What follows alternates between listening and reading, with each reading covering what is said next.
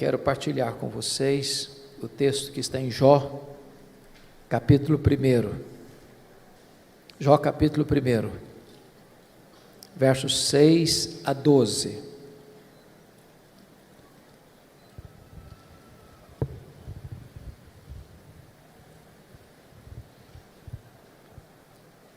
Jó, capítulo 1, 6 a 12. Está escrito o seguinte: num dia em que os filhos de Deus vieram apresentar-se perante o Senhor, veio também Satanás entre eles. Então perguntou o Senhor a Satanás: de onde vens? Satanás respondeu ao Senhor e disse: de rodear a terra e passear por ela. Perguntou ainda o Senhor a Satanás: observaste o meu servo Jó? Porque ninguém há na terra semelhante a ele, homem íntegro e reto, temente a Deus e que se desvia do mal. Então respondeu Satanás ao Senhor: porventura Jó debalde ou inutilmente teme a Deus? Acaso não o cercaste com sebe a ele, a sua casa e a tudo quanto tem? A obra de suas mãos abençoaste, e os seus bens se multiplicaram na terra. Estende, porém, a tua mão e toca-lhe em tudo quanto ele tem, e verás se não blasfema contra ti na tua face. Disse o Senhor a Satanás: eis que tudo quanto ele tem está em teu poder, somente contra ele não estendas a tua mão. E Satanás saiu da presença do Senhor. Agora capítulo 2, versos de 1 a 6, por favor. No dia em que os filhos de Deus vieram apresentar-se perante o Senhor, veio também Satanás entre eles apresentar-se perante o Senhor. Então o Senhor disse a Satanás: de onde vens? Respondeu Satanás ao Senhor e disse: de rodear a terra e passear por ela. Perguntou o Senhor a Satanás: observaste o meu servo Jó? Porque ninguém há na terra semelhante a ele, homem íntegro e reto, temente a Deus e que se desvia do mal. Ele conserva a sua integridade, embora me incitasses contra ele para o consumir sem causa. Então Satanás respondeu ao Senhor: pele por pele, e tudo quanto o homem tem dará pela sua vida. Estende, porém, a tua mão e toca-lhe nos ossos e na carne, e verás se não blasfema contra ti na tua face. Disse o Senhor a Satanás: eis que ele está em teu poder, mas poupa-lhe a vida.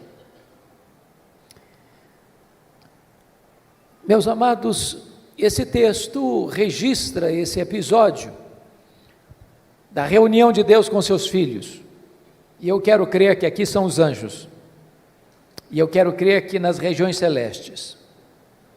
E a Bíblia não dá explicações, mas diz que Satanás apareceu por lá.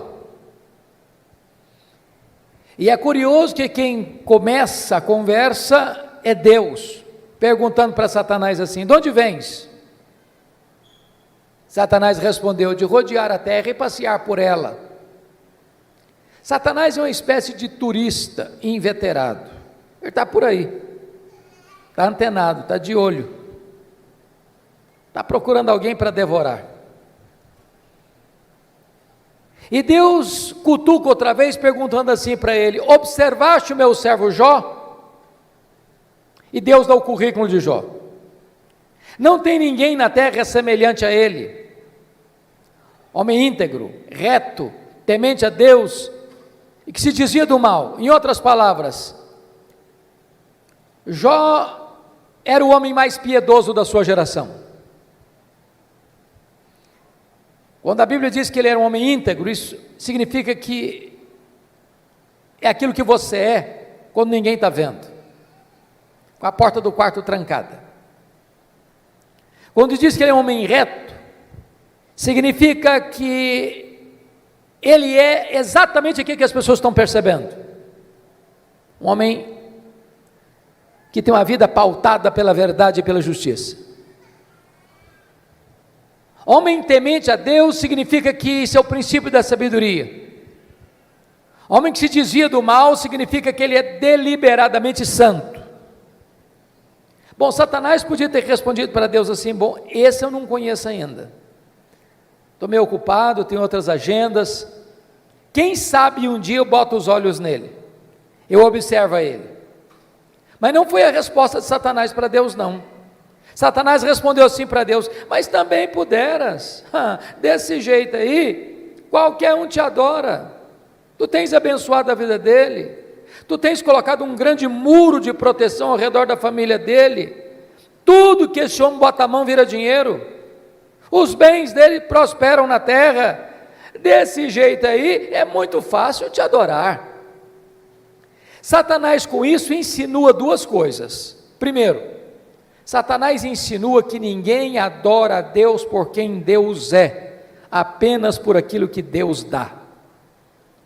Satanás insinua que Jó só adora a Deus por causa das bênçãos que recebe de Deus e não por causa do caráter de Deus. Satanás insinua que Deus precisa subornar as pessoas com bênçãos para receber delas adoração.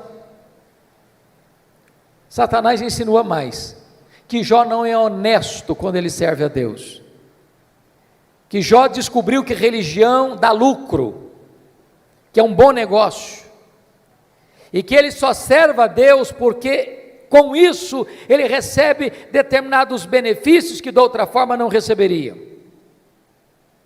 Com isso, Satanás está levantando aqui duas teses. Primeira tese: ninguém ama mais a Deus do que o dinheiro. Segunda tese: ninguém ama mais a Deus do que a família. O que um homem tem? Um homem tem bens, um homem tem família. Aí Satanás disse assim para Deus: toca no que ele tem, e verás se não blasfema contra ti na tua face, e verás se toda esta fidelidade de Jó não cai por terra. Então diz a Bíblia, que sem que Jó soubesse, Deus o constitui em seu advogado na terra, e coloca a sua própria reputação nas mãos de Jó, e diz assim para Satanás: pode tocar no que ele tem, só não pode tocar na sua vida. Em outras palavras, Satanás é um ser limitado e limitado por Deus. Ele só pode ir até onde Deus o permite ir, e nem 1 centímetro a mais. Nas palavras de Martinho Lutero, Satanás é um cachorro na coleira de Deus. Ele só pode ir até onde a coleira o permite ir, e nem 1 centímetro a mais, porque o Deus que servimos manda no céu, manda na terra e manda no inferno. Satanás está debaixo da autoridade absoluta do nosso glorioso Redentor Jesus Cristo.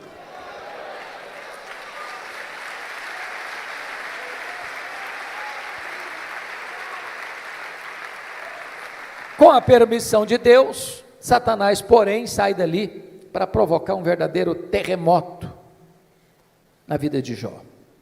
Convido você a olhar no versículo 3, 1:3, porque Jó não era apenas o homem mais piedoso, conforme diz o versículo 8, mas conforme diz o versículo 3, está escrito assim, depois de quantificar os bens que ele possuía, está escrito: de maneira que este homem era o maior de todos os do Oriente. Sabe o que significa isso?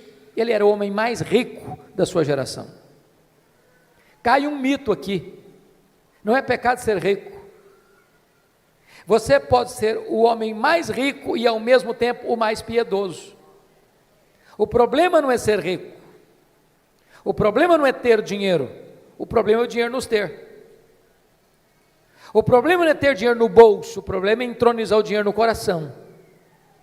O problema não é o dinheiro, o problema é o amor do dinheiro. Mas, não obstante Jó ser o homem mais rico da sua geração, veja você comigo, que nos versos 14, 15 e 16, Satanás vai usar os sabeus, Satanás vai usar os caldeus, Satanás vai usar o fogo, para destruir tudo que Jó tinha de uma maneira abrupta e rápida. O homem mais rico entra em colapso financeiro. O homem mais rico quebra, vai à bancarrota. Bom, você e eu conhecemos gente que por muito menos dá um tiro na cabeça. por muito menos blasfema contra Deus. A grande pergunta é: será que a tese de Satanás era verdadeira? Será que Jó amava mesmo mais a riqueza e o dinheiro do que a Deus? Será que Jó blasfemaria mesmo contra Deus? Será que a tese de Satanás era verdadeira? A resposta, confira comigo, está no versículo 21. Ele diz o seguinte: nu saí do ventre de minha mãe, nu voltarei. Sabe o que ele está dizendo? Eu não trouxe nada para este mundo, não vou levar nada deste mundo, portanto o que eu granjeei entre o berço e a sepultura não é a razão da minha vida. Eu adoro a Deus não por aquilo que Deus dá, eu adoro a Deus por quem Deus é. Eu não adoro a Deus por causa das bênçãos de Deus, eu adoro a Deus por causa do caráter de Deus.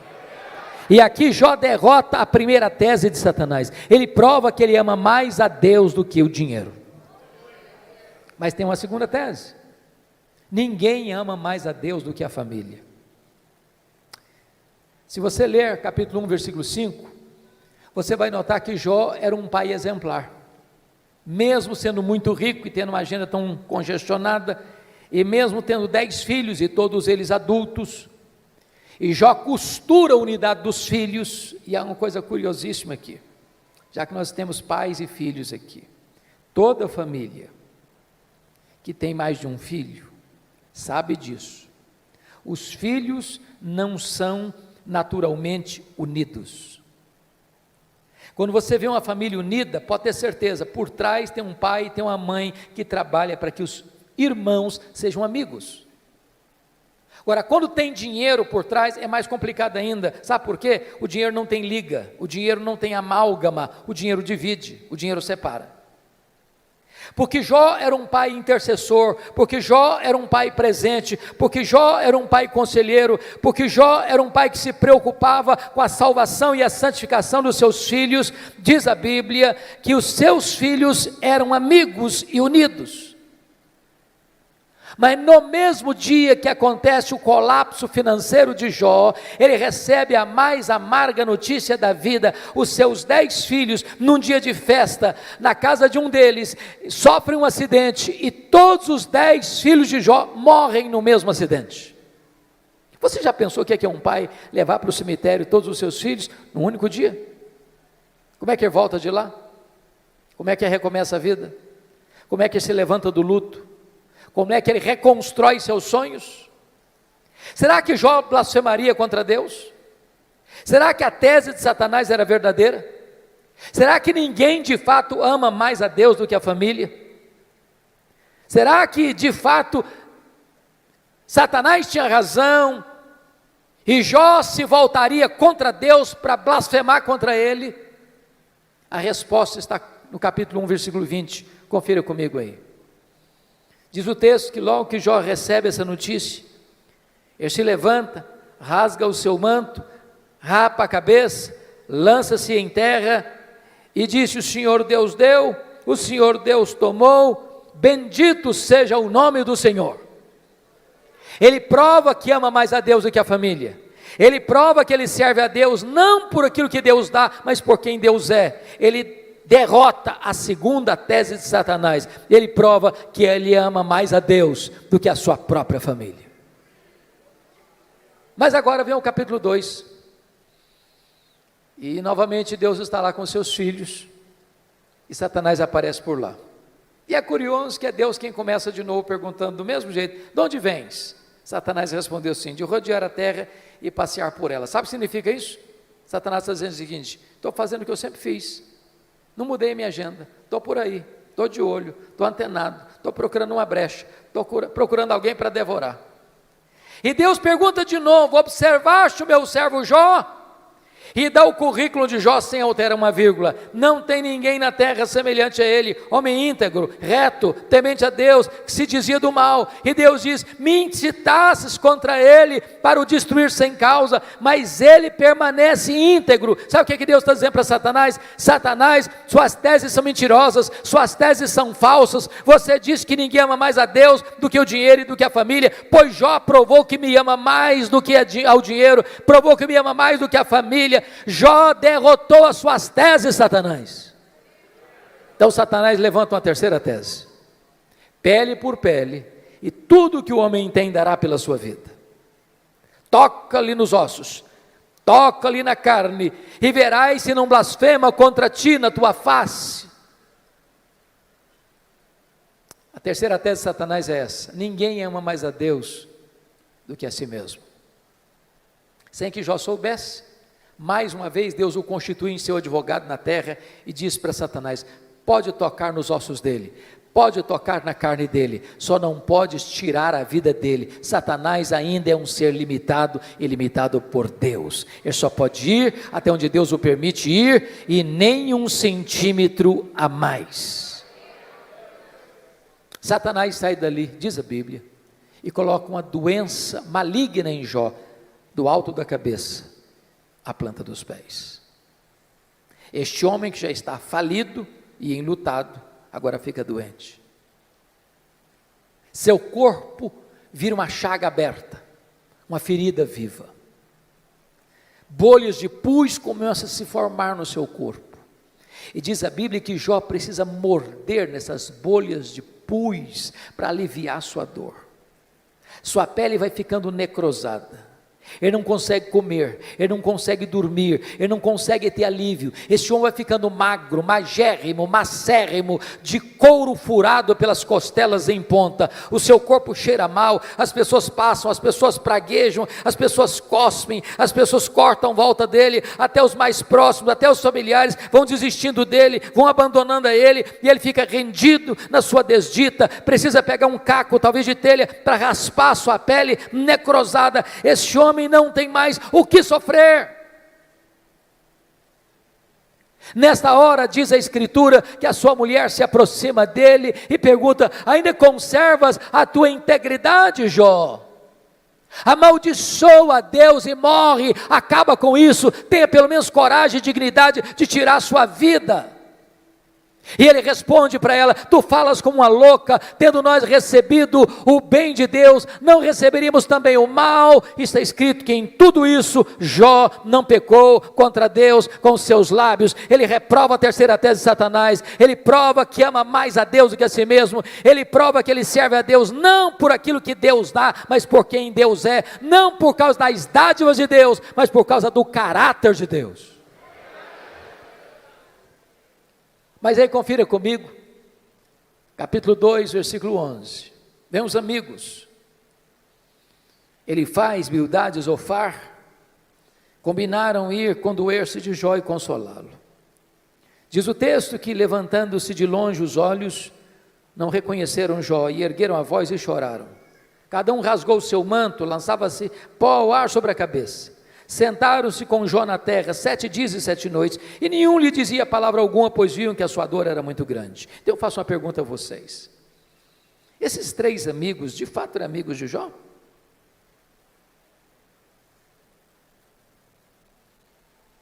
A resposta óbvia é: claro que eram amigos. Eu faço uma pergunta a você: alguma vez você já recebeu alguma visita assim? Quando você estava passando um momento difícil, pessoa que vem de longe, 7 dias, sentado com você no chão, sem abrir a boca, chorando ao ver o seu sofrimento? Você já fez a alguém alguma visita dessa natureza? Mas qual era o problema desses homens então? O problema desses amigos de Jó, que num dado momento eles deram uma de teólogos. Eles começaram a cogitar, desenvolveram uma lógica cartesiana de causa e efeito, e eles pensaram assim: para Jó estar sofrendo, ele deve ter feito alguma coisa errada, mas para Jó estar sofrendo muito, ele deve ter feito muita coisa errada. Mas eles não só pensaram, eles falaram, mas eles não só falaram para Jó, e assacaram contra Jó os mais pesados libelos acusatórios, chamaram Jó de louco, chamaram Jó de adúltero, chamaram Jó de ladrão, falaram para Jó que ele roubou os órfãos e as viúvas, por isso que ficou rico, falaram para Jó que por ser ele um homem louco, Deus havia matado os seus filhos, e eles foram massacrando Jó, eles foram cravando Jó com as suas setas venenosas, e eles foram colocando Jó debaixo de um rolo compressor, e eles massacraram este homem de Deus. Sabe o que Jó fez? O que você e eu faríamos? Jó começa a perguntar para Deus: por que, meu Deus? Por que eu estou sofrendo? Por que a minha dor não cessa? Por que eu não morri no ventre da minha mãe? Por que eu não morri ao nascer? Por que os seios da minha mãe não estavam murchos de leite para eu morrer de fome? Por que o Senhor não me mata de uma vez? Jó levantou aos céus 16 vezes esta mesma pergunta: por quê, por quê, por quê, por quê, por quê? Jó levantou aos céus 34 queixas contra Deus. Sabe qual foi a resposta de Deus para ele? O total silêncio. Nenhuma resposta, nenhuma explicação, nenhuma luz no fim do túnel. Eu posso garantir para vocês hoje aqui, o silêncio de Deus grita mais alto nos ouvidos da nossa alma que o ruído mais barulhento das circunstâncias mais adversas. Pior do que sofrer é sofrer sem explicação.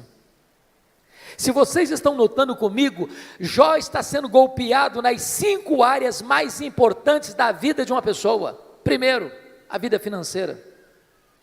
Segundo, sua saúde. Terceiro, seu casamento. Quarto, seus filhos. Quinto, suas amizades.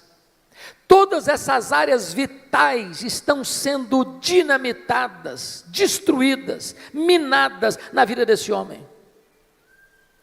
Esse homem está no fundo de um poço, ele não tem mais nada para perder, ele está completamente rendido à sua desdita, ao fracasso, à derrota. Esse homem não tem nada mais em quem segurar, a quem buscar, ele está no fundo de um poço. Mas quando você está no fundo de um poço, só tem uma direção para olhar, é para cima, é para o alto, é para Deus.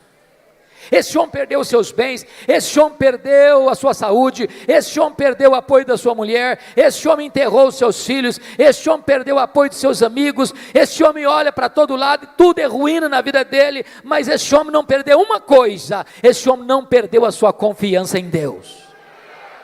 E quando ele está no fundo do poço, ele arranca de dentro da alma um brado de esperança, ao dizer: mais uma coisa eu sei, é que o meu Redentor vive, e por fim, eu vestir este meu corpo de pele, eu verei o meu Redentor. Pode vir momentos difíceis, pode vir momentos de perda, pode vir momentos de luto, pode vir momentos de angústia e dor na sua vida, mas Deus jamais deixará você desamparado. Ele sustenta você, Ele segura você, Ele ampara você, Ele levanta você.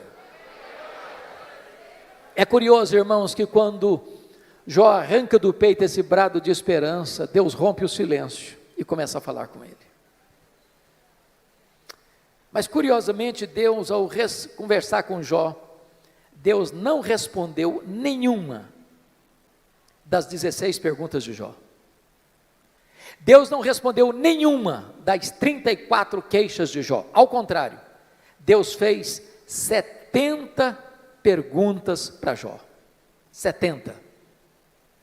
Todas perguntas retóricas, que não dava para responder.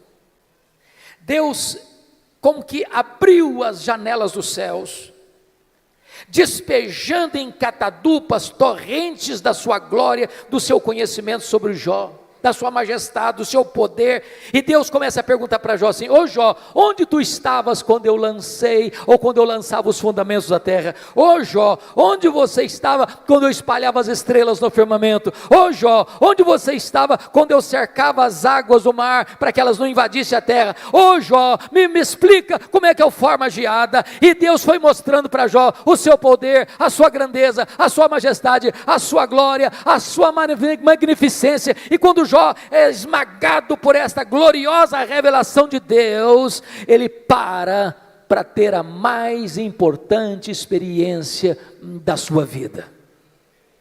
E eu gostaria de contar para você como é que ele teve essa experiência.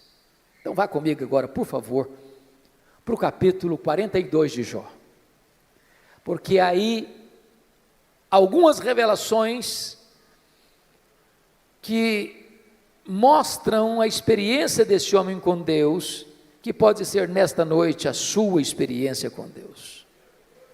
Primeira coisa que Jó reconheceu, quando Deus se revelou a ele, está aí no versículo de número 2, então respondeu Jó ao Senhor: bem sei que tudo podes. Ele reconheceu a onipotência de Deus. Preste bem atenção nisso.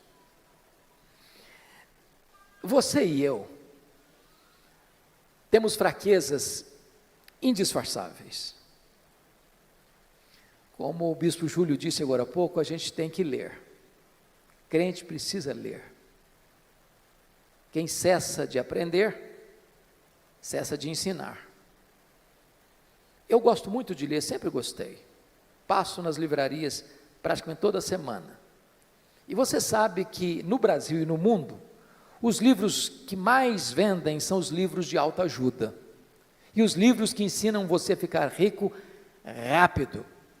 Eu acho que eu não estou sabendo ler bem esses livros. Mas esses livros de autoajuda dizem assim para você: você é forte, você é um gigante, você tem a força, você tem o poder, há poder nas suas palavras, você é alguém tão poderoso que basta fazer cócegas no seu interior e levantar-se-á daí um gigante. Sabe o que a Bíblia diz? Exatamente o contrário. A Bíblia diz que você e eu somos fracos. A Bíblia diz que Deus conhece a nossa estrutura e sabe que nós somos pó. Então deixa eu provar que você e eu somos fracos. Primeiro, nós temos fraquezas físicas. Ô, gente, querendo ou não, gostando ou não, o tempo vai esculpindo algumas rugas no nosso rosto indisfarçáveis. As mulheres mais espertas do que os homens usam alguns recursos interessantes, como os bons cosméticos, dão uma boa disfarçada. Daqui a pouco, uma boa cirurgia plástica ajuda muito. Mas chega um momento que, ainda que Pitangui ressuscitasse dentre os mortos, não teria jeito mais. As pernas ficam bambas, os braços descaídos, os joelhos trôpegos, os olhos embaçados. E diz os entendidos que cada fio de cabelo branco que brota na nossa cabeça é a morte chamando-nos para um duelo. Eu acho até um exército acampado ao meu redor.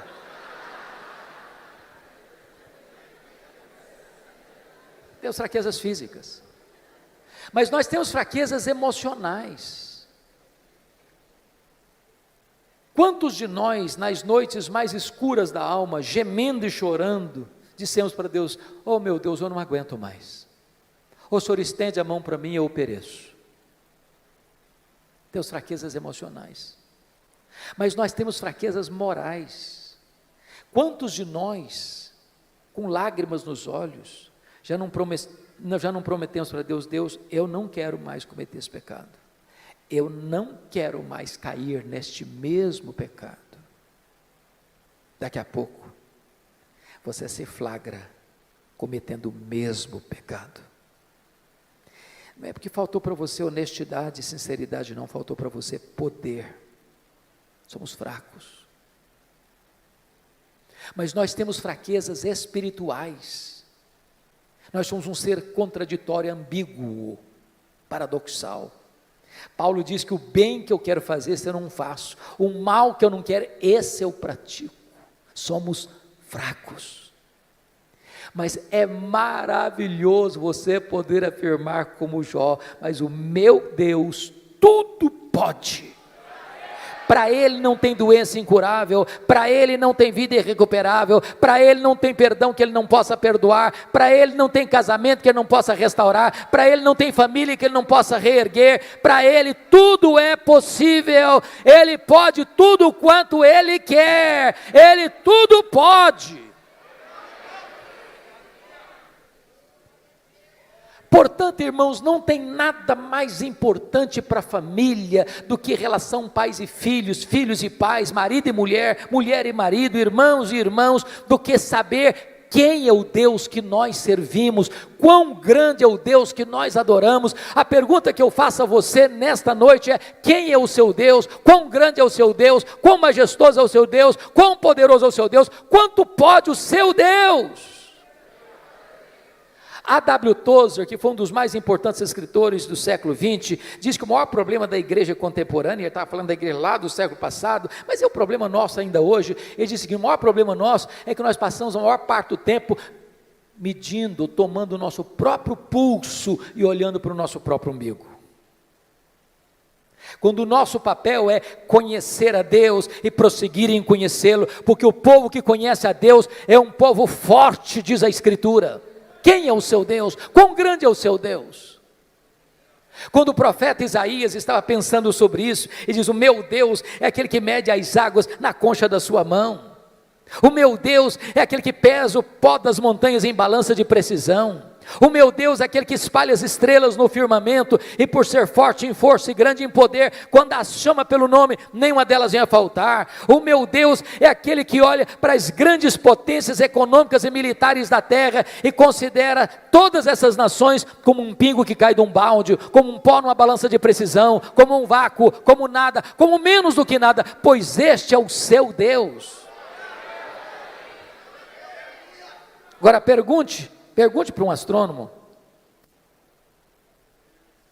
qual é o tamanho desse universo que ele mediu a palmos? Pergunte. Sabe qual é a resposta dele? Eu não sei. E quando esse astrônomo diz eu não sei, ele não está confessando uma ignorância absoluta, não.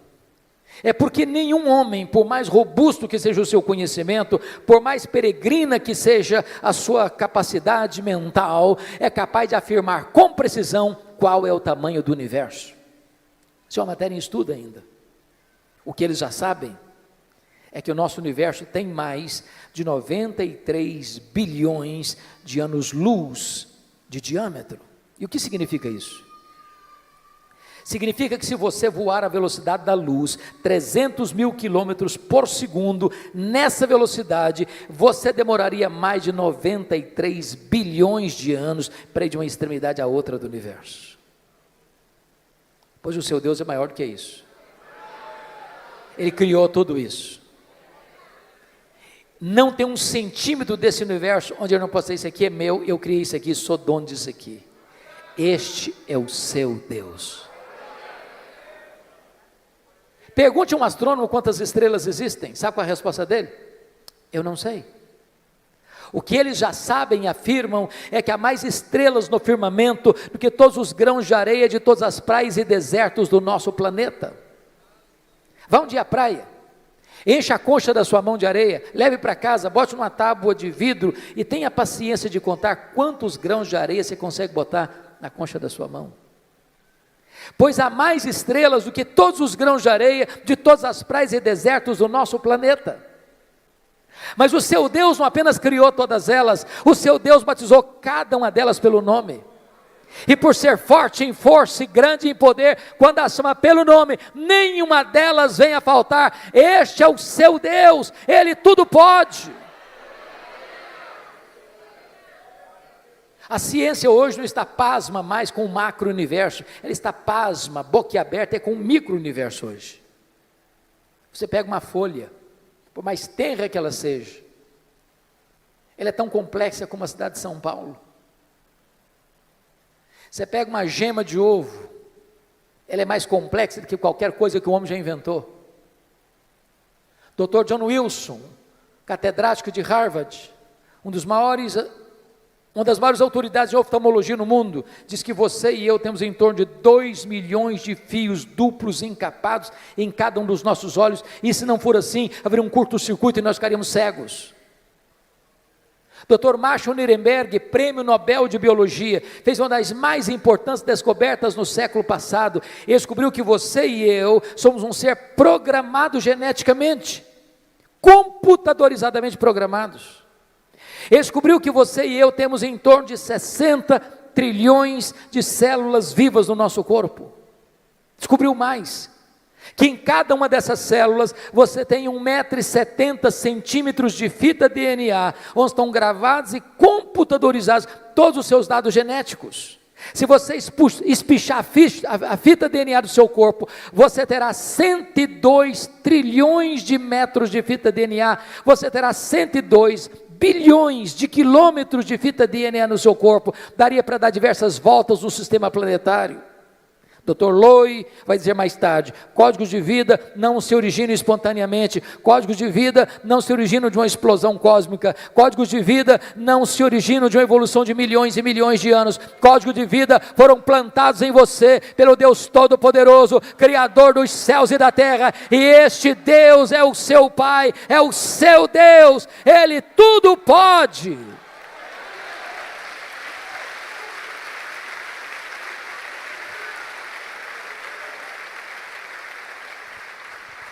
Deixa eu ilustrar isso de uma maneira mais simples. Um pai caminhava com seu filho de 4 anos pela rua. Eu acho que todos vocês concordam comigo que toda criança parece que fez um curso de pós-doutorado em perguntas difíceis. Não conheço ninguém que faça perguntas mais difíceis do que as crianças. E o menino perguntou para o pai assim: papai, qual é o tamanho de Deus? O pai engasgou. Não tinha uma resposta pronta para um menino de 4 anos. Ficou em silêncio. Continuou caminhando. Daqui a pouquinho ele escuta os roncos das turbinas de um avião supersônico lá nas alturas excelsas. O pai diz: filho, olha para cima. Você está vendo aquele avião? O filho disse: sim, papai, estou vendo. O pai perguntou: qual é o tamanho daquele avião, meu filho? O menino respondeu: pequeno, papai, muito pequeno. Estava muito longe. O pai pegou o menino, levou para o aeroporto. Lá tinha um jumbão de mais de 400 passageiros estacionado. O pai chegou bem perto e perguntou: está vendo esse avião, filho? Estou vendo, papai. Qual é o tamanho desse avião, filho? Grande, esse é muito grande, papai.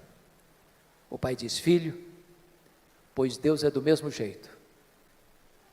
Se você está longe de Deus, meu filho, Deus parece pequeno para você. Aí os seus problemas ficam enormes. Mas se você está perto de Deus, meu filho, aí Deus é grande para você. Aí os seus problemas ficam pequenos. Agora eu sei que tudo podes. A segunda coisa que Jó descobriu, irmãos, está aí no versículo 2 ainda: e nenhum dos teus planos pode ser frustrado. Preste bem atenção nisso. Você e eu não cremos em acaso, você e eu não cremos em sorte, você e eu não cremos em azar, você e eu não cremos em determinismo cego, você e eu não cremos em misticismo, você e eu não cremos em olho gordo, você e eu cremos que a mão de Deus dirige o nosso destino. Pode ter certeza disso. Se você está passando um momento difícil, se você está passando por um vale, se você está passando por uma prova, se você está passando por um momento amargo, seja financeiro, seja de saúde, seja na sua família, isso não pegou Deus de surpresa, isso não desfez os propósitos de Deus na sua vida. Deus está trabalhando por você e não contra você. Sabemos que todas as coisas cooperam para o bem daqueles que amam a Deus. Se Ele está permitindo você passar por uma luta, Ele tem um plano, Ele tem um propósito, Ele vai transformar tudo isso para o seu bem, e você vai ficar mais maduro, e você vai ficar mais parecido com o Senhor Jesus Cristo. Nenhum dos planos de Deus pode ser frustrado. Terceira coisa que Jó vem a descobrir, pelo conhecimento que ele teve de Deus, ele reconheceu sua profunda limitação. Olha o versículo 3. Na verdade eu falei do que eu não entendia. Coisas maravilhosas demais para mim, coisas que eu não conhecia. Vamos entender isso aqui. Quando alguém está sofrendo, como Jó sofreu, via de regra a pessoa faz duas coisas. Ou se cala, estoicamente, tranca os dentes. Ou fala. Jó falou. Jó se defendeu. Jó se queixou. Jó perguntou. O tempo todo. Quando você está sofrendo, você acaba falando muita coisa que você não está entendendo. Sabe por quê? Porque você e eu não enxergamos no escuro. Você e eu não enxergamos na curva. Deus está vendo lá no fim. E Ele sabe que as curvas da estrada não tiram o seu alvo de chegar lá no fim. O fim é a sua glória, o fim é o céu, o fim é a bem-aventurança, o fim é a vitória do mal, é a vitória do bem sobre o mal, é a vitória da verdade sobre a mentira, é a vitória de Jesus Cristo sobre o diabo. O fim é Jesus Cristo colocando todos os seus e os nossos inimigos debaixo dos seus pés, e nós com Ele, sem dor, sem lágrima, sem luto, reinando com Ele para sempre. Agora, enquanto você está caminhando, você faz tanta pergunta, você fala tanta coisa, e eu também. Quando Deus começa a se revelar para Jó, mostrar a sua grandeza, o seu poder, sua majestade, o seu controle sobre o universo, sobre todas as coisas, Jó põe a mão na boca e diz: meu Deus, quanta coisa que eu falei sem entender. Sabe qual a lição que eu aprendo aqui? O sábio é aquele que sabe que não sabe. Porque o que você não sabe é muito mais do que o que você sabe. Portanto, se você encontrar uma pessoa que fica arrotando em cima de você muito conhecimento, e que quer passar como aquela pessoa que sabe tudo, conhece tudo, entende tudo, Bíblia, eu conheço de capa a capa. Pode ter certeza, você está perto de uma pessoa que sabe quase nada. Quase nada. É lata vazia que faz barulho. Então deixa eu contar uma ilustração para você. Eu fui criado na roça mesmo. Antes de luz elétrica, de estrada, de carro e tudo mais. Quebrei muito milho no muque. Quem sabe o que é uma roça de milho na hora de colher, seca para colher, sabe muito bem a diferença entre um restolho, que só tem palha e sabugo, e uma espiga boa, granada. A espiga boa, granada, na hora de colher, ela se tomba, ela se curva. O restolho que só tem palha e sabugo, não se curva nunca, fica sempre empinadinho. Então, quando você encontra uma pessoa muito empinadinha, saiba disso, é um restolho, só tem palha e sabugo. Porque é impossível você conhecer a Deus, quem é Deus, sem se humilhar, sem se curvar, sem reconhecer que você sabe quase nada.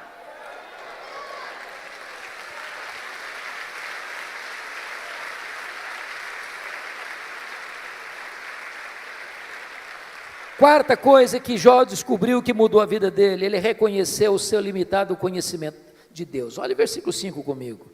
Eu te conheci só de ouvir, mas agora os meus olhos te veem. Irmãos, eu entro em crise com esse versículo. Sabe por que eu entro em crise com esse versículo? Lá no capítulo 1, versículo 8, Deus disse sobre esse homem aí: não tem ninguém na terra semelhante a ele, homem íntegro, reto, temente a Deus, que se desvia do mal. Isso não é rasgação de seda de amigo, não. Quem está dizendo isso é Deus. Deus não tem uma opinião a seu respeito, Deus tem um diagnóstico. Agora, como é que esse homem, que Deus chama do homem mais piedoso da sua geração, pode fazer uma declaração dessa? Oh Deus, eu te conheci só de ouvir, agora os meus olhos te veem. Não parece contraditório? Mas para entender isso, eu vou fazer uma pergunta para você. Você conhece a Deus? Conhece mesmo? quanto você conhece? Quanto? Eu explico. Havia um homem que nunca tinha visto o mar. Brincando, eu acho que ele era mineiro. Um dia ele faz uma viagem para o litoral e vê o mar. E ele fica encantado. Ele diz: agora eu conheço o mar. Aproxima-se dele um marujo, com a pele tostada de sol e sal, por viver nas procelas do mar, e diz: eu também conheço o mar. Qual a diferença entre eles? Você conhece a Deus? Quanto você conhece a Deus? João 17,3 diz que a vida eterna é esta: conhecer a Deus e a Jesus Cristo, a quem enviaste. Sabe de uma coisa? Que a própria essência da vida eterna é conhecer a Deus. Sabe o que você vai estar fazendo no céu depois que você tiver 1000 anos lá na glória? Você vai estar conhecendo a Deus. Sabe o que você vai estar fazendo no céu depois que você tiver 1 bilhão de anos lá na glória? Você vai estar conhecendo a Deus. Sabe o que você vai estar fazendo no céu depois que você tiver 1 trilhão de anos lá na glória? Você vai estar conhecendo a Deus. Jamais haverá um tempo na eternidade onde você possa dizer: conheço tudo de Deus, não tem mais nada para conhecer, agora eu vou botar a vida no piloto automático. Deus é inesgotável em seu ser. O céu vai ser dinâmico. A Bispo Júlia, há poucos dias eu tomei um susto. Uma menina adolescente da igreja chegou para mim e disse assim: pastor. Falei: pois não, filha. Ela disse assim: eu não quero ir para o céu não. Eu tomei um susto. Disse: como? Eu não quero ir para o céu não. Falei: mas você está maluca? O que aconteceu? Não, eu não quero ir não. Falei: então me explica esse negócio. Ah, pastor, a ideia de céu que eu tenho, sabe o que é? Que eu vou estar numa nuvem branca, com a harpa na mão, tocando, cantando, tocando. Ah, eu não aguento essa vida inteira não. Eu quero coisa nova para a minha vida. Tem gente que acha que o céu vai ser chato. Se você não gosta de trabalhar, você está encrencado. Sabe por quê? Que a Bíblia diz que lá no céu nós vamos trabalhar. Seus servos o servirão. Agora pense comigo que nesse corpo frágil, que fica cansado, que fica doente, que fica velho, que fica caquético, nós conseguimos fazer coisas tão fantásticas, e diz Einstein que nós não usamos nem 10% do nosso potencial. Você já imaginou que nós não vamos poder fazer com um corpo 100% turbinado pela glória de Deus? Diz a Bíblia que você e eu vamos ter um corpo semelhante ao corpo da glória do Senhor Jesus Cristo. Jesus entrava na casa fechada sem precisar abrir a porta. Jesus saía de Jerusalém, aparecia lá na Galileia sem precisar percorrer o trecho. Jesus subiu o assunto aos céus fisicamente. E eu pergunto para você: qual a distância da terra ao céu?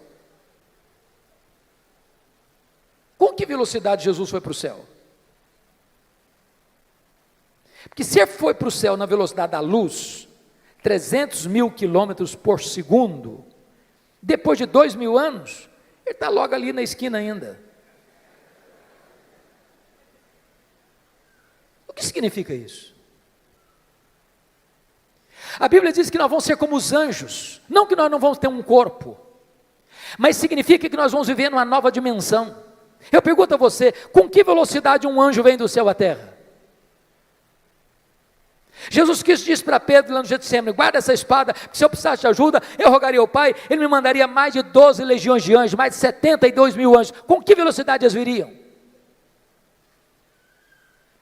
Os anjos não estão mais, não precisam e não estão presos às mesmas leis que nos governam aqui, pois o nosso corpo de glória vai ser assim. Nós vamos estar lá, nós viremos cá, nós subiremos, nós desceremos com a mesma velocidade, porque nós habitaremos novos céus e nova terra, e nós vamos conhecer a Deus, e nós vamos glorificar a Deus, e nós vamos trabalhar para Deus, e nós vamos amar a Deus, e nós vamos fruir a presença de Deus. Agora eu entendo Jó. Agora eu entendo Jó, ele está só arranhando a superfície, e você e eu também, tem muito mais, tem infinitamente mais. Então continua a ordem do profeta: conheçamos e prossigamos em conhecer ao Senhor. A última coisa que mudou a vida de Jó, confira comigo, está no versículo 6. Por isso eu me abomino e me arrependo no pó e na cinza. Ponto. Não entendi nada de novo. Muito difícil. Como é que eu vou entender esse homem que o próprio Deus diz que ele é o mais piedoso, está se abominando e se arrependendo no pó e na cinza? Eu esperava uma confissão dessa de um ladrão, de um assassino, mas do homem mais piedoso. É chocante. Explicação. As pessoas que mais lamentam e choram os seus pecados, não são as que mais pecam, são as que mais perto de Deus andam. Quem está longe de Deus, irmãos, nem convicção de pecado tem. Quanto mais você conhece a Deus, quanto mais você anda com Deus, quanto mais intimidade você tem com Deus, mais você vê a enormidade do seu pecado e mais você lamenta pelo seu pecado. Pois bem, veja comigo, por favor, agora o versículo 10. Ele é a chave hermenêutica deste livro. Mudou o Senhor a sorte de Jó, quando ele chorava pelos seus amigos, e o Senhor deu-lhe o dobro de tudo quanto antes possuía. Você já fez uma pergunta, por que Deus mudou a sorte de Jó, enquanto este ou quando este orava pelos seus amigos? Você já fez essa pergunta? Por quê? Então deixa eu fazer uma pergunta para provocar. O que você sente quando alguém fala mal de você? Você fica feliz? Você celebra isso? Você chega na igreja e diz, bispo, juro, eu estou tão feliz hoje. O que foi, filho? Estão falando mal de mim, o senhor sabe que isso é uma delícia, eu estou tão feliz com isso. É assim que você reage? O que vocês acham que Jó sentiu, quando os seus amigos disseram assim para ele, você é um ladrão, você é um adúltero, você é louco, você ficou rico porque você roubou os órfãos e as viúvas? O que vocês acham que Jó sentiu? Ficou feliz da vida? O que Jó fez? Jó se queixou, se defendeu, e quem se defende, sabe o que tem no coração às vezes? Mágoas, dores, ressentimentos. Sabe o que Deus está falando para esse homem? Meu filho, saia dessa arena da autodefesa, meu filho. Entre, meu filho, na brecha da intercessão. Enquanto você ficar se defendendo, Jó, vai ter mágoa no seu coração, mas quando você começar a orar por esses homens que acusaram você, você vai ficar curado, você vai ficar liberto, você vai ser restaurado. Sabe o que aconteceu? As 5 áreas que Satanás tentou destruir na vida de Jó, Deus restaurou todas elas. Bendito seja Deus. Primeira área que Deus restaurou, confira comigo lá no versículo 16, Deus restaura a saúde de Jó. Depois disso viveu Jó 140 anos, viu seus filhos, e aos filhos de seus filhos até a 4ª geração. Eu acho que não ficou nem cicatriz, nem sequela. Completamente curado. Deus está aqui hoje, irmãos. Ele é o Jeová Rafá. Ele pode curar a sua enfermidade. Ele é Deus. Segunda área que Deus restaurou. Versículo 12. Área financeira. Se você comparar 1:3 com 42:12, você vai notar que Deus deu tudo em dobro. Eu quero dizer para você que Deus está aqui hoje e Ele é o Deus da restituição. Ele pode restaurar a sua vida financeira, Ele pode levar você mais além na sua vida financeira. Ele é o Deus da restituição. Terceira área que Deus restaurou, área das amizades. Confira comigo os versículos 8, a partir do 8. Eu acho isso maravilhoso, bispo Júlio. Porque os amigos de Jó que acusaram a Jó, Deus chega para eles e diz assim, vocês estão lembrados daquele homem que vocês criticaram, acusaram? Pois é, aquele homem é mais justo do que vocês. Então eu não vou ouvir a oração de vocês, vocês vão ter que ir lá naquele homem que vocês criticaram, para que aquele homem que vocês criticaram ore por vocês, e quando ele orar por vocês, eu vou restaurar vocês. Sabe o que Deus está fazendo aqui? Honrando Jó, honrando Jó.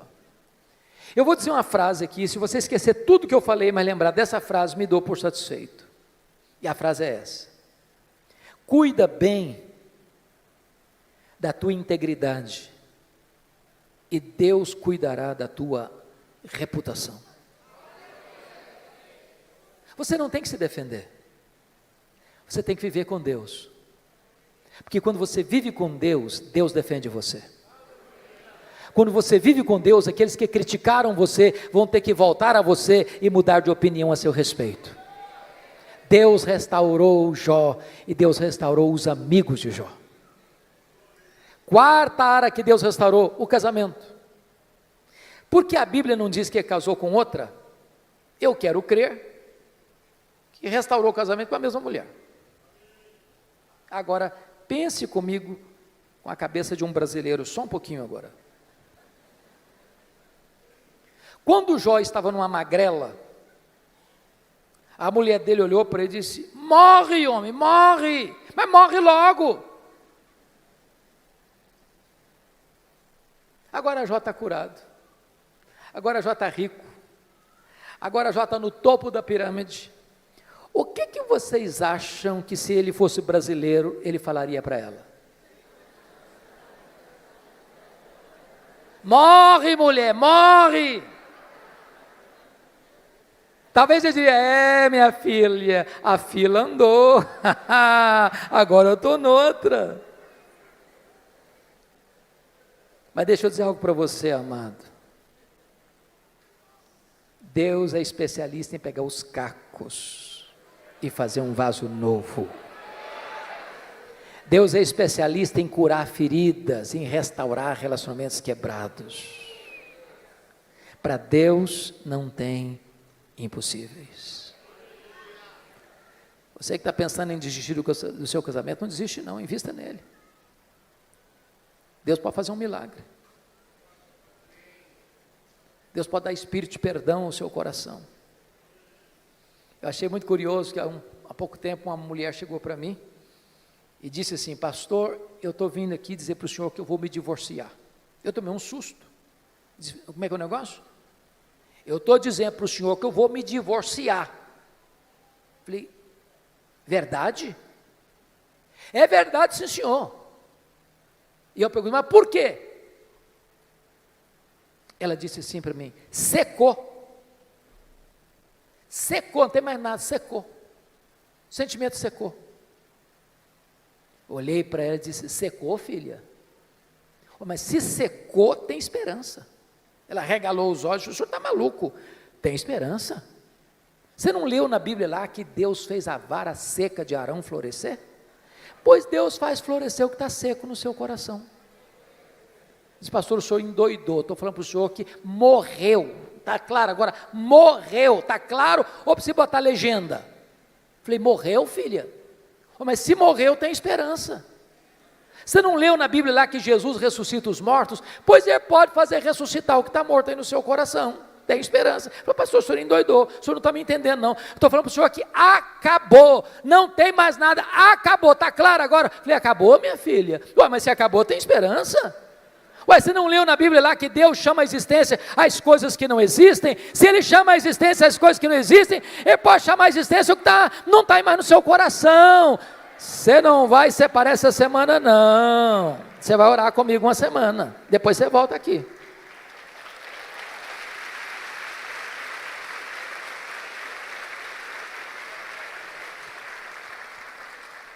Depois de uma semana ela voltou e disse: pastor, acabou. Falei: acabou o quê, filha? A vontade de divorciar. Estou animada, Deus está curando a minha alma e curando meu casamento.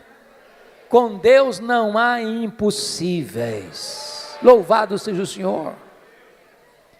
A quinta e última área que Deus restaurou foram os filhos. Você nota comigo no capítulo 1, versículo de número 16, versículo 13, também teve outros 7 filhos e 3 filhas, que Deus restaura. Mas você pode fazer uma pergunta curiosíssima. Pastor, eu não estou entendendo. Se Deus devolveu tudo em dobro, e Jó antes tinha 10 filhos, quantos ele deveria ter agora? 20. Então não foi tudo em dobro.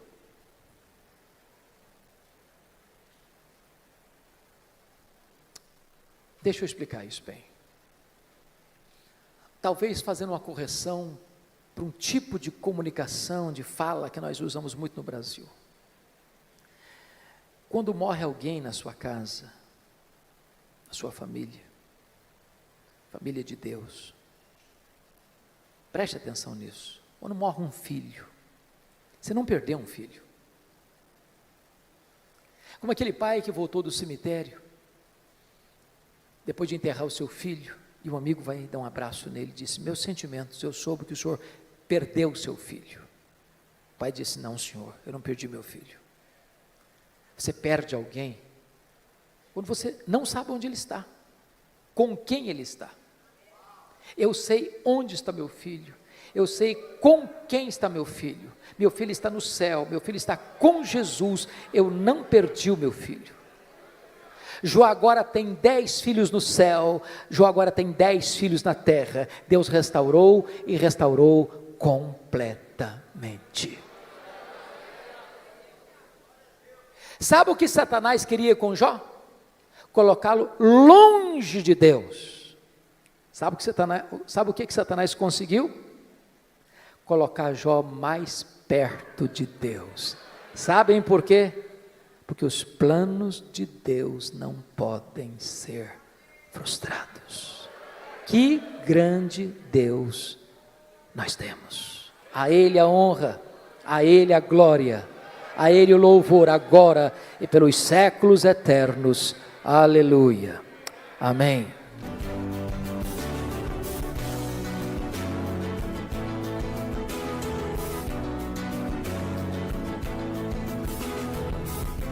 Palavra da Verdade, com Hernandes Dias Lopes. Palavra da Verdade, com Hernandes Dias Lopes. Irmãos queridos, nós vamos então abrir a palavra de Deus no texto de 2 Timóteo, capítulo 4, versos 6 até o verso 18. 2 Timóteo 4, 6 a 18.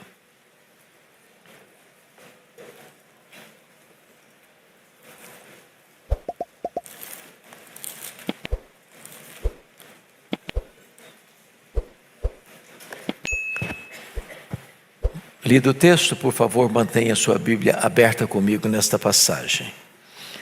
O apóstolo Paulo escreve assim: quanto a mim, estou sendo já oferecido por libação, e o tempo da minha partida é chegado. Combati o bom combate, completei a carreira, guardei a fé. Já agora a coroa da justiça me está guardada, a qual o Senhor reto juiz me dará naquele dia. E não somente a mim, mas a todos quantos amam a sua vinda. Procura vir ter comigo depressa, porque Demas, tendo amado o presente século, me abandonou e foi para Tessalônica. Crescente foi para a Galácia, Tito para a Dalmácia. Somente Lucas está comigo. Toma contigo Marcos e traze-o, pois me é útil para o ministério. Quanto a Tíquico, mandei-o até Éfeso. Quando vieres, traz a capa que deixei em Trode, na casa de Carpo, bem como os livros, especialmente os pergaminhos. Alexandre, o latoeiro, causou-me muitos males. O Senhor lhe dará paga segundo as suas obras. Tu guarda-te também dele, porque resistiu fortemente às nossas palavras. Na minha primeira defesa, ninguém foi a meu favor. Antes todos me abandonaram, que isso não lhe seja posto em conta. Mas o Senhor me assistiu e me revestiu de forças, para que por meu intermédio a pregação fosse plenamente cumprida e todos os gentios ouvissem. E fui libertado da boca do leão. O Senhor me livrará também de toda obra maligna, e me levará salvo para o seu reino celestial. A Ele glória pelos séculos dos séculos. Amém. Eu gostaria de, nesta oportunidade, trazer à mente esclarecida de vocês um pouco da história do apóstolo Paulo, concluindo então com seus momentos finais do que fazer nas horas de tanto sofrimento na vida.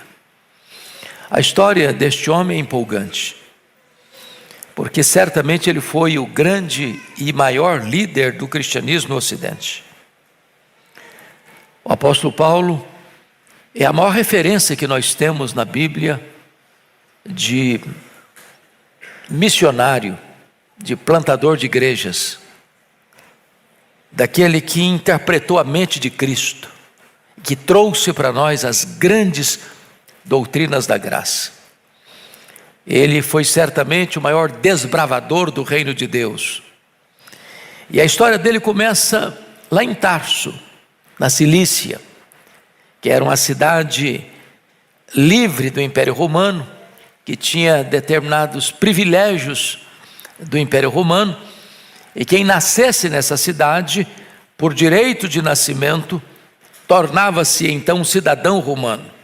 E ele nasceu em Tarso, na Cilícia, portanto, cidadão romano por direito de nascimento. Seus pais eram realmente muito religiosos, já tinham mandado na frente dele uma irmã, a irmã dele, para Jerusalém, e então no tempo oportuno, seus pais o enviam a Jerusalém. Jerusalém era o centro do saber teológico do mundo. Ali ficavam os grandes estudiosos, os escribas, os doutores da lei, os fariseus, os que coordenavam o templo, os saduceus. E então ele é enviado, ainda muito jovem, para a cidade de Jerusalém, para estudar aos pés de um grande mestre, de um dos grandes ícones do ensino judaico, Gamaliel. E ele vai ser então doutrinado no saber teológico, no que tange a perspectiva do judaísmo. E a Bíblia chega a dizer que ele torna-se alguém de muito destaque entre os seus pares, pela sua sabedoria, ou melhor, pelo seu conhecimento, pelo seu zelo, pela tradição de seus pais. Mas este homem, com toda essa formação, com todo esse preparo, sendo um judeu, mas ao mesmo tempo um cidadão romano, tendo um conhecimento tão profundo das verdades do judaísmo, se sente na obrigação de ser o grande agente da perseguição aos cristãos. Quando Jesus é preso, é condenado, é crucificado, é sepultado, mas ressuscita ao terceiro dia, e o sinédrio, tomado de inveja, põe esse homem na frente, na linha de frente do ataque frontal aos cristãos. E Saulo de Tarso vai ser o maior perseguidor do cristianismo. Ele vai prender os crentes usando a força, a ameaça, invadindo domicílios domésticos, arrastando homens e mulheres para a prisão. Ele vai entrar nas sinagogas, não respeitando lugares sagrados, forçando os crentes a blasfemarem, intimidando-os, ameaçando-os, encerrando-os em prisão. E diz a Bíblia que ele vai além, dá o seu voto para matar muitos cristãos. Ele assolou a igreja, ele devastou a igreja, ele exterminou discípulos de Jesus em Jerusalém. Mas Deus tem um propósito que o homem não consegue entender. Humanamente falando, ninguém podia acreditar que um homem desse naipe, desse jaez, fosse capaz de ser convertido e mais, de ser transformado no maior instrumento da pregação do Evangelho de todos os tempos. O que é curioso é que ele é convertido não num culto, não ouvindo um hino bonito, não escutando uma pregação eloquente, não ouvindo a análise profunda das Escrituras. Ao contrário, ele é convertido quando está a caminho de Damasco, na Síria, para prender crentes. Talvez com o coração empapuçado de ódio, talvez com a sua alma turbulenta pelos vendavais da perseguição mais atroz aos cristãos. E monocraticamente, soberanamente, o Senhor Jesus o lança ao chão e invade a sua alma com a pergunta poderosa: Saulo, Saulo, por que me persegues? Dura coisa te é recalcitrares contra os aguilhões. Esse homem tem todo o seu orgulho golpeado pela força da graça. Ele é convertido, e a resposta dele já demonstra isso: quem és tu, Senhor? Eu sou Jesus a quem tu persegues, mas levanta-te, enviar-te-ei para longe aos gentios, e te mostrarei o quanto importa sofrer pelo meu nome. Foi a fala do Senhor para Ananias. Então, ali ele fica cego, mas ali os olhos da sua alma se abrem. Ali ele é convertido a Cristo. Dali ele é levado a Damasco. Lá em Damasco, Ananias ora por ele, ele é curado, ele recebe o Espírito Santo, ele é batizado, ele começa a pregar, vai fazer um seminário intensivo com Jesus 3 anos na Arábia. Ele retorna para Damasco, de Damasco ele sobe para Jerusalém. Ele não é recebido em Jerusalém, mas ele é acolhido por Barnabé, e agora ele é apresentado aos apóstolos, e agora ele tem livre trânsito na igreja em Jerusalém. Mas os helenistas recebem no coração o desejo de matar Saulo de Tarso. Ele tem que ir embora de Jerusalém. Ele não quer sair, mas precisa sair. E ele fica 10 anos agora de volta à sua cidade natal em Tarso, longe dos holofotes, completamente apagado, sem qualquer projeção na história da igreja. Mas o projeto de Deus não tinha se apagado na sua vida, porque agora a obra de Deus vai avançando e chega lá na Síria, em Antioquia da Síria, a 3ª maior cidade do mundo. E Barnabé vai para lá, vê a obra de Deus prosperando, se alegra profundamente com isso, lembrou-se de Saulo. Foi lá em Tarso, lá na Cilícia, buscou Paulo, levou para Antioquia, ensinaram a multidão de discípulos. Quando o Espírito Santo disse: agora vocês vão me separar, Barnabé e Saulo, para a obra que os tenho chamado. Eles vão para a primeira viagem missionária, passam em Pafos, passam em perto da Panfilha.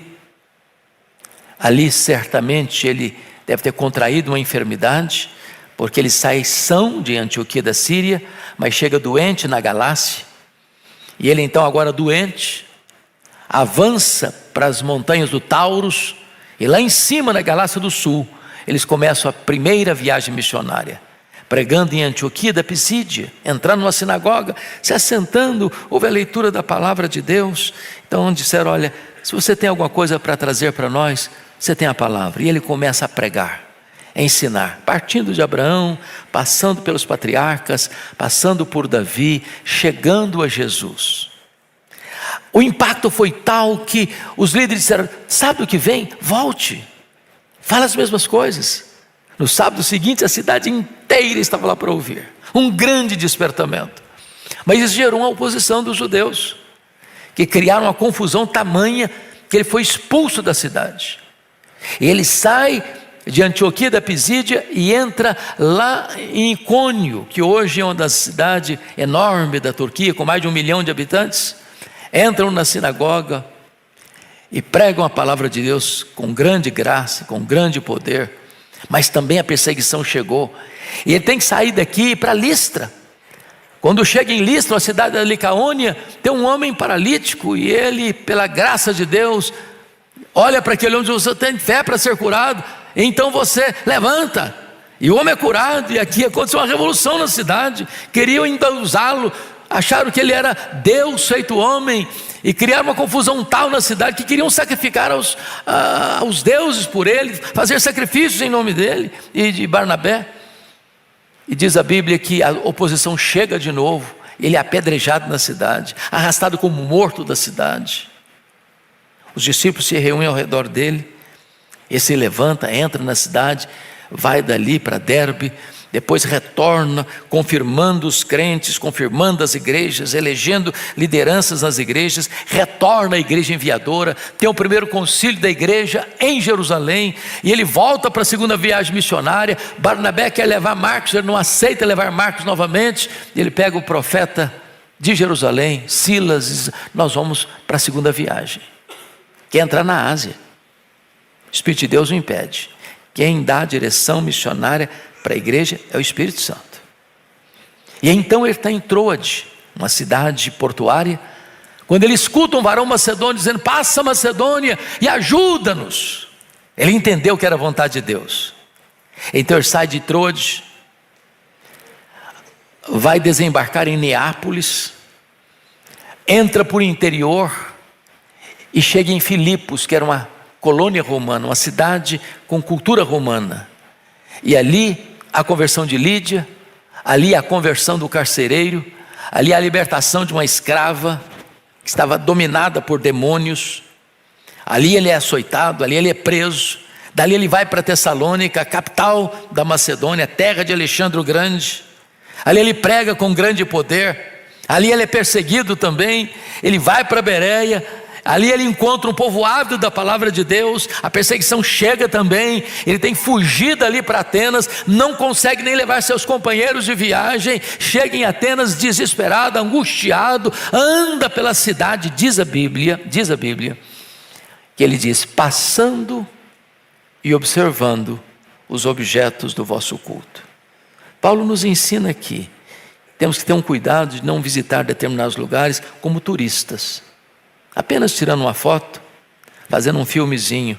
Paulo passando e observando. Às vezes a gente passa, mas não observa. Porque ele passou e observou, ele consegue discutir com os filósofos epicureus e estoicos. Ele consegue entrar na sinagoga e apresentar a verdade de Cristo. Ele é levado ao Areópago, e então ele tem a oportunidade de expor as verdades principais do cristianismo, começando com o Deus Criador, o Deus da providência, o Deus da salvação, o Deus do juízo. E há pessoas convertidas em Atenas. Dali ele vai para Corinto, fica 1 ano e meio em Corinto, plantando uma igreja. Dali ele sai e vai para a terceira viagem missionária, para a grande cidade de Éfeso, que era a capital da Ásia Menor, onde fica 3 anos estabelecendo uma das mais importantes igrejas do cristianismo do primeiro século, igreja que impacta a cidade de mais de 300 mil habitantes, e dali igrejas são plantadas em toda a província da Ásia Menor, como Esmirna, como Pérgamo, como Tiatira, como Sardes, como Filadélfia, Laodiceia, Colossos, Hierápolis. Então diz a Escritura que ele retorna a Jerusalém levando uma oferta. Ele é preso em Jerusalém, ele é transferido para Cesareia, fica 2 anos preso, acusado pelos judeus. Quando o governador Festo está prestes a ser corrompido pelo sinédrio romano, pelo sinédrio judaico, dizendo para ele: governador, esse cidadão que está preso aí está no fórum errado. O problema dele é religioso, e nós somos o fórum competente para julgá-lo. Nós somos o sinédrio judaico. O problema dele não é político, ele está no lugar errado. Manda o Paulo para cá, que nós o julgaremos. Nós somos o fórum competente. Mas queriam matá-lo na estrada, e Paulo percebeu isso e diz: eu sou cidadão romano, eu quero ser julgado diante de César. E então ele vai para César, enfrenta um naufrágio, é picado por uma cobra em Malta, chega em Roma preso, algemado, fica 2 anos preso. Dali ele sai, vai fazer a 4ª viagem missionária, que o livro de Atos não o descreve como 4ª viagem, mas ele deixa Timóteo em Éfeso, ele deixa Tito em Creta. Certamente ele passa até a Espanha, porque há evidências de que ele tenha estado na Espanha. Acontece então a tragédia de Roma ser incendiada, a culpa do crime cair no colo dos crentes, e ele ser procurado como líder dos incendiários. Ele é preso a 2ª vez, agora como um criminoso, como um malfeitor, como um bandido, conspurcando o testemunho e a imagem ilibada da sua vida. E é dessa prisão que ele escreve o texto que lemos. Este homem já havia escrito muitas cartas. Aliás, dos 27 livros do Novo Testamento, ele escreveu 13 livros. A primeira carta que ele escreveu foi Gálatas, logo depois da primeira viagem missionária, para combater os judaizantes. Depois, quando ele está em Corinto, 1 ano e meio, ele escreve as 2 cartas aos Tessalonicenses, tratando mormente da segunda vinda de Cristo. Depois ele está em Éfeso e escreve as 2 cartas à igreja de Corinto, tratando primeiramente de problemas na igreja na primeira carta, e da defesa do seu apostolado e do cristianismo, do evangelho, na sua segunda carta. Quando ele está preso, primeira prisão em Roma, 61, 62, ele escreve Efésios, Filipenses, Colossenses, Filemão. No interregno das 2 prisões, ele escreve 1 Timóteo e Tito. Mas agora, nesta última prisão em Roma, de onde ele sai para o martírio, ele escreve sua última carta, que é a carta 2 Timóteo. Nós estamos olhando hoje a questão de como fazer, o que fazer na hora do sofrimento. Maior sofrimento da vida. Eu queria que vocês parassem para pensar comigo nesse ponto. Esse homem que marcou a história da igreja cristã. Esse homem que é mais influente no mundo do que todos os Césares de Roma juntos. O que ele passou?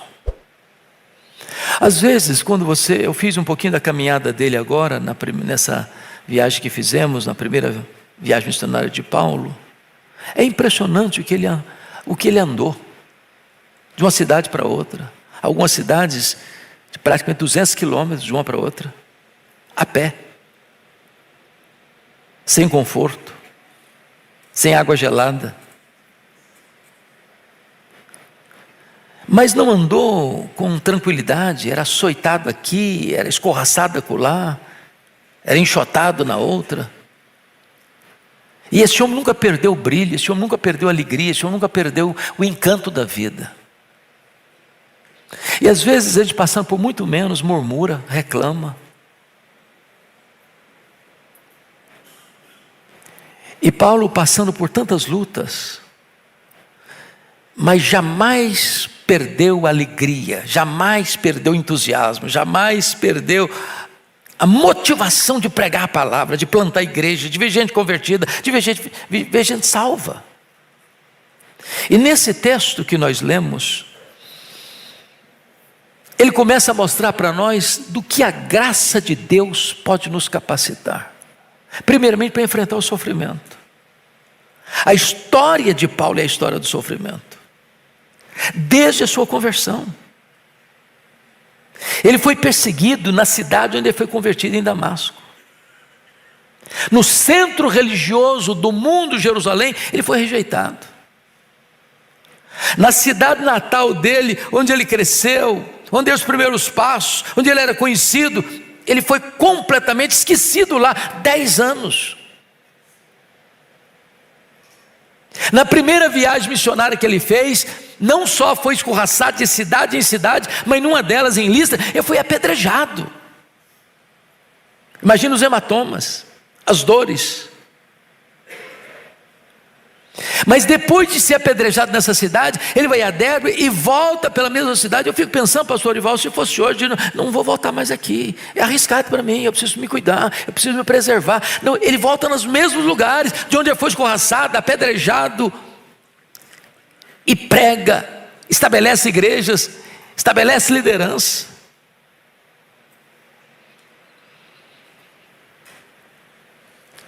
Ele chega na segunda viagem missionária, ele é preso e açoitado em Filipos, na primeira cidade. Mas Deus, o Senhor me mandou para cá, é para isso? Será que eu errei? Será que eu não entendi o chamado? Será que a visão celestial não foi correta? Será que a voz do varão macedônio era outra? Porque às vezes nós não entendemos, quando você vê sofrimento, você não consegue às vezes associar sofrimento com vontade de Deus. Problema com bênção do eterno. Se eu estou passando luta, se eu estou enfrentando perseguição, se eu estou enfrentando sofrimento, se eu estou enfrentando enfermidade, parece que a bênção de Deus não está aí, parece que a vontade de Deus não está aí. E Paulo nunca enfrentou esse dilema no seu coração. Ele está doente, está fazendo a obra, ele está sendo perseguido, Ele está fazendo a obra. Ele está apedrejado, está fazendo a obra. Ele está escorraçado, está fazendo a obra. Eles o prendem, ele está fazendo a obra. Eles os escorraçam de um lugar para o outro, ele está fazendo a obra. No meio do sofrimento. No meio do sofrimento. Como é que reage a isso? Em primeiro lugar, este homem enfrenta o drama da solidão. Procura vir ter comigo depressa. Aqui tem um ponto que eu quero destacar. Às vezes, as pessoas acham que o fato de você ser crente, você não pode demonstrar sua humanidade. Se você é crente, você não pode nunca demonstrar fraqueza. Se você é crente, você tem que fazer de conta que você é um super-homem, você é uma super-mulher, você é um super-crente. Paulo não tinha esse problema, não. Ele disse para Timóteo: meu filho, eu preciso de você. Eu preciso de um amigo do peito. Eu preciso de um ombro. Eu preciso de alguém do meu lado. Eu não quero ficar sozinho, eu não posso ficar sozinho. Vem para cá, fica comigo.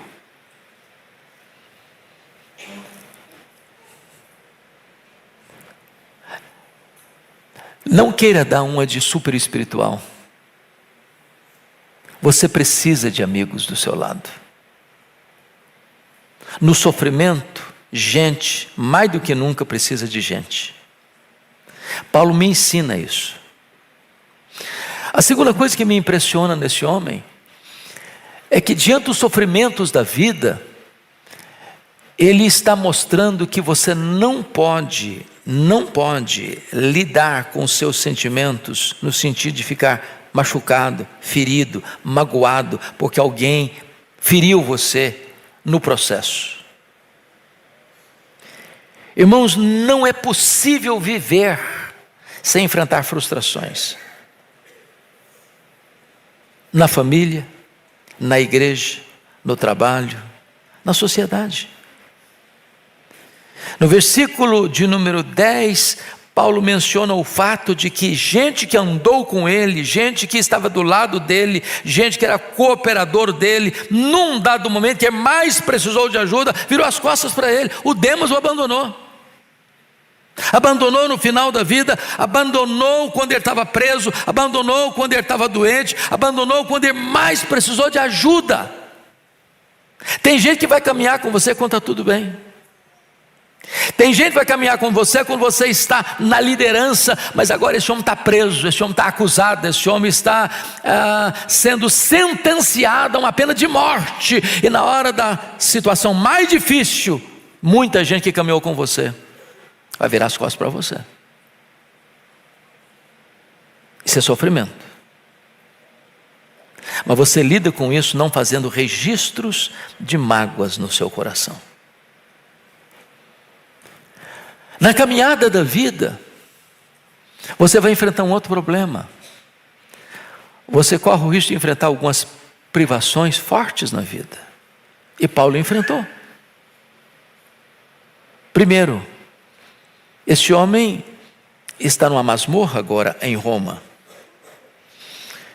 E a situação era muito amarga naquele tempo. Agora eu tive a oportunidade na Capadócia visitar a região das cavernas, dos trogloditas que viviam em cavernas, e depois aquelas cavernas feitas pelos trogloditas foram usadas para os cristãos que estavam fugindo das perseguições romanas.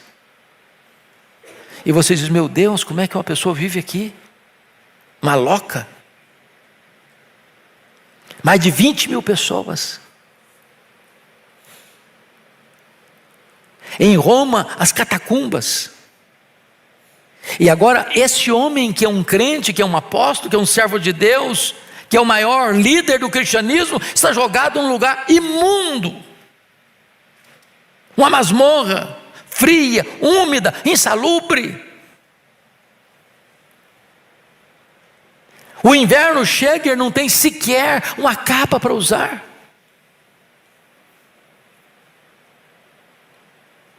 O que é importante é que ele descreve isso, mas não com mágoa, não revoltado com Deus.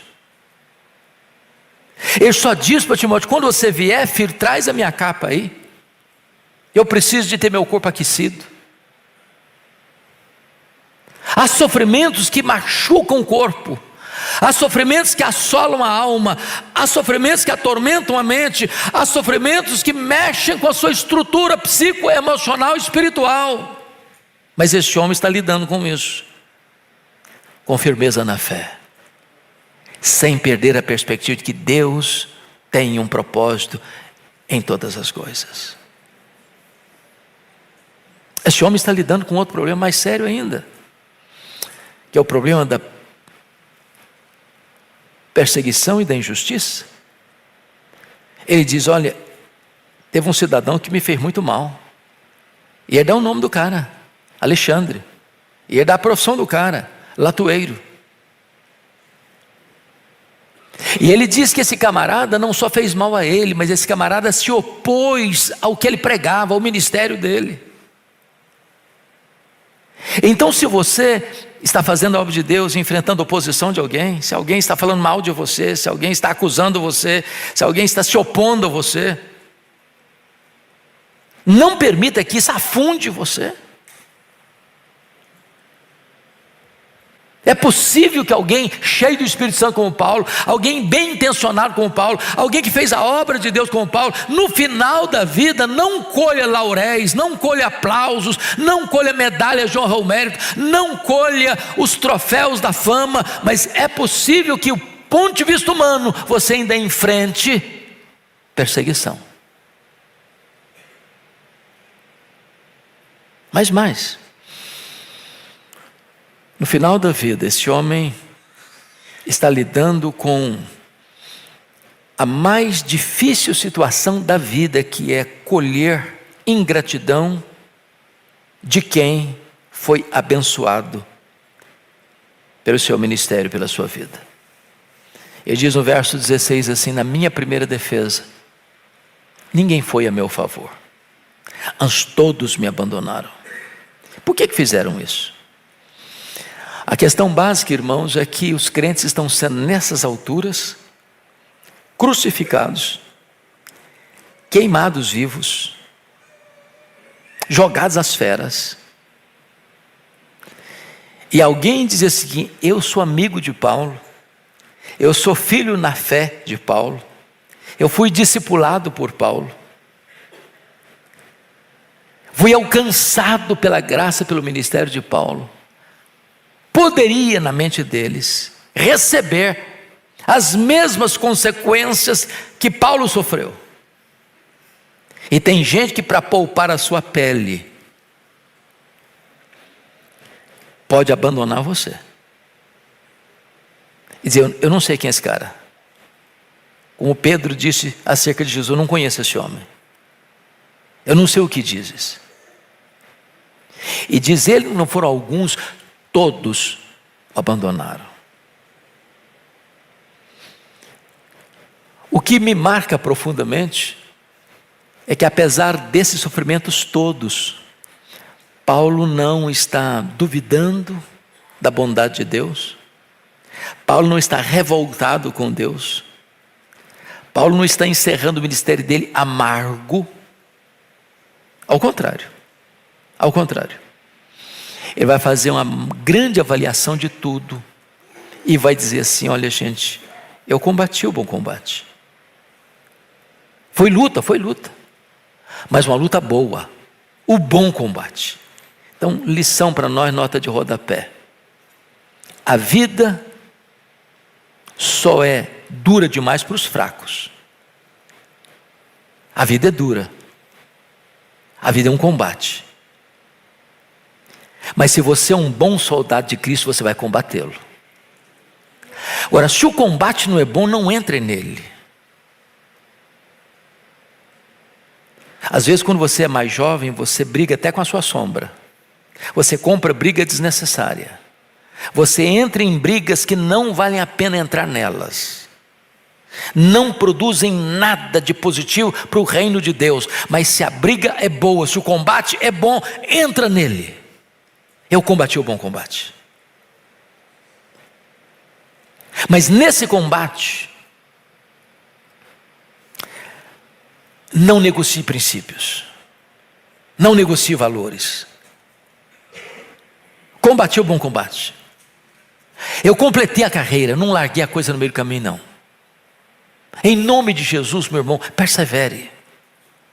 Persevere. Sabe qual é a coisa mais angustiante quando você faz uma viagem como essa, da primeira viagem de Paulo, passa pela Europa? Agora mesmo eu estive pregando lá na igreja do nosso irmão Eurico Zwinglio, num domingo, não tinha ninguém. O grupo que estava lá era um grupo de turistas que saiu e o nosso grupo entrou e eu dei uma palavra. Os lugares onde as igrejas existiram hoje são ruínas. Nessa região todinha que Paulo passou, meus irmãos, das 3 viagens missionárias, não tem 1% de crente.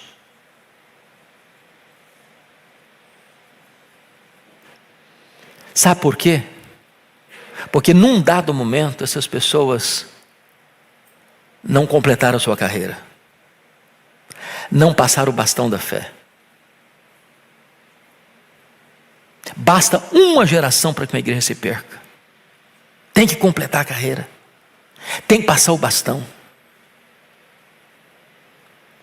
Não pode abrir mão do evangelho, não pode. Guardei a fé.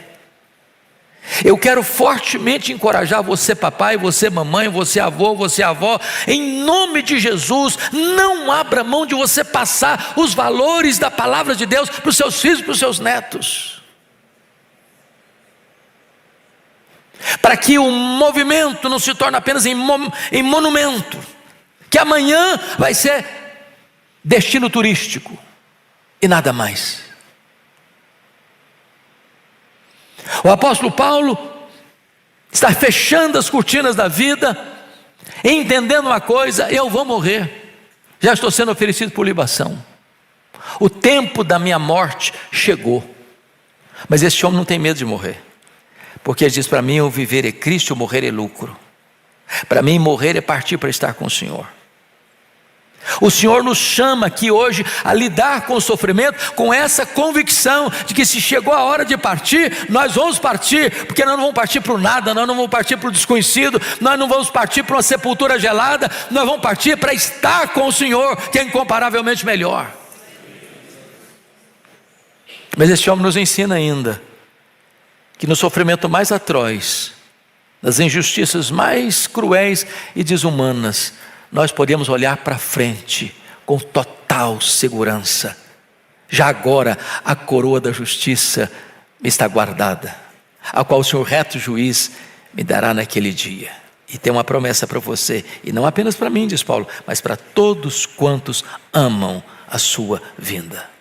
Se você ama a vinda do Senhor, se você aguarda a vinda do Senhor, se você entende que o melhor está lá ainda, o Senhor vai nos redimir e nos dar a coroa da justiça. Teremos um corpo semelhante ao corpo da glória dele. Não vai ter mais tristeza, não vai ter mais choro, não vai ter mais dor, não vai ter mais pecado, não vai ter mais maldição, nada contaminado vai estar mais presente. Nós estaremos para sempre com ele. E Paulo, olhando tudo isso numa perspectiva cristã, ele diz o seguinte: o sofrimento do tempo presente não é para comparar com as glórias por vir a serem reveladas em nós, porque o nosso sofrimento vai produzir para nós eterno peso de glória acima de toda a comparação. O que fazer diante dos grandes sofrimentos da vida? Confiar na graça. Ela nos capacita a lidar com o sofrimento, ela nos capacita a lidar com a solidão, ela nos capacita a lidar com o abandono, ela nos capacita a lidar com as privações, ela nos capacita a lidar com a perseguição, ela nos capacita a lidar com a ingratidão, ela nos capacita a caminhar de cabeça erguida, olhando firmemente para Jesus, o autor e consumador da fé. Ela nos capacita a entrar na glória e a desfrutar de toda a bem-aventurança eterna. Que o Senhor nos abençoe,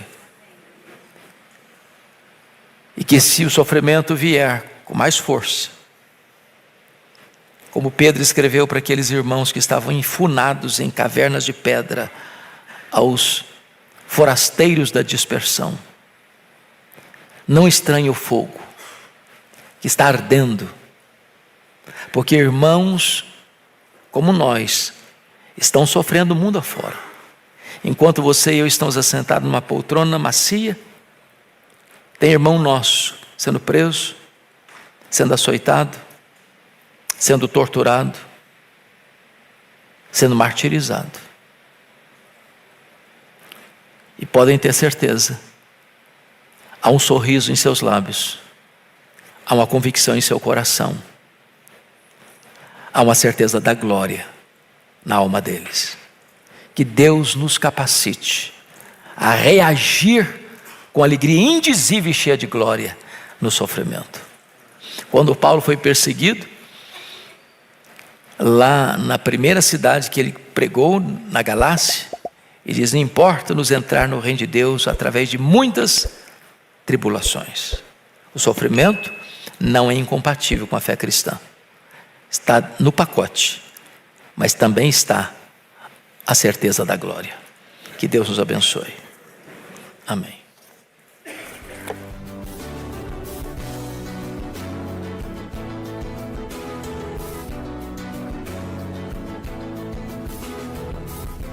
Palavra da Verdade, com Hernandes Dias Lopes.